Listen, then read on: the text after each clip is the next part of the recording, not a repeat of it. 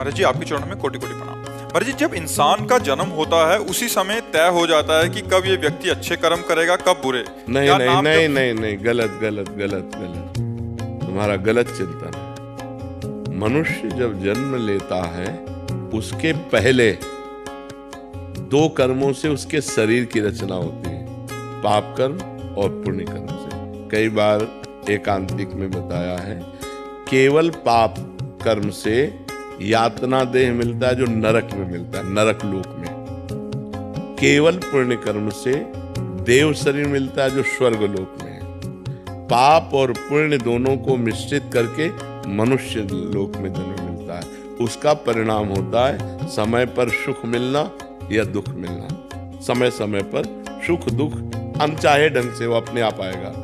अब पाप कर्म करना और पुण्य कर्म करना, इसकी छूट है तुम्हारे ऊपर। अब तुम प्रारब्ध से प्रेरित होकर पाप कर्म नहीं करोगे, वासना से प्रेरित होकर पाप कर्म करोगे। अब चाहे उपासना कर लो, चाहे वासना से प्रेरित होकर पाप कर्म कर लो, ये तुम्हारे को छूट दी गई है। लेकिन इस शरीर की रचना दो कर्मों से हुई है, उसका भोग पूरे जीवन भोगना पड़ेगा।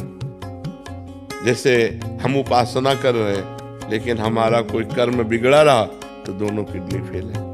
तो अब ये शरीर का कर्म है। पूर्व जन्म के शरीर में जो हमने पाप कर्म किए उससे इस शरीर का निर्माण हुआ, और इस शरीर के माता के गर्भ से ही किडनी में दोष था, वो जो पॉलिसिस्ट किडनी कहते हैं वो वैसे।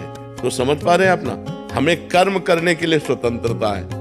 हम पाप कर्म कर सकते हैं या पुण्य कर्म कर सकते हैं, वो प्रारब्ध से नहीं प्रेरित है, वो पहले से निश्चय नहीं है। पहले से निश्चय सुख और दुख, पाप का फल दुख और पुण्य का फल सुख। आप समझ रहे? नहीं तो जैसे पाप का फल दुख है तो वर्तमान में पाप कर रहा है लेकिन वो सुखी है, क्योंकि उसके पूर्व पुण्य का फल उसको मिल रहा है। वर्तमान में कोई पुण्यात्मा धर्मात्मा है लेकिन वो दुख भोग रहा है, क्योंकि उसके पूर्व के पाप का फल उसे भोगने को मिल रहा है। समझ पा रहे आप? महाराज जी, इनका था कि नाम जब से भाग्य में लिखे बुरे कर्म टल सकते हैं। हाँ, बिल्कुल टल सकते हैं। अगर हम पर उसका हिसाब है, अगर 1 किलो हमारा पाप कर्म है, उदाहरण में बता रहे हैं, और 25 ग्राम हमारा नाम जप है, तो क्या होगा? कुछ नहीं हो पाएगा। जब 1 किलो के ऊपर नाम जप पहुंचे तब 1 किलो को रद्द करेगा। तो ऐसे अनंत जन्मों के हमारे पाप हैं, तो हमें डट के नाम जप करना चाहिए। जितना हम नाम जप करेंगे उतने हमारे पाप क्षीण होते जाएंगे और हमारे अंदर प्रसन्नता, आनंद, सुख ऐसी वृद्धि होती जाएगी। समझ पा रहे आप?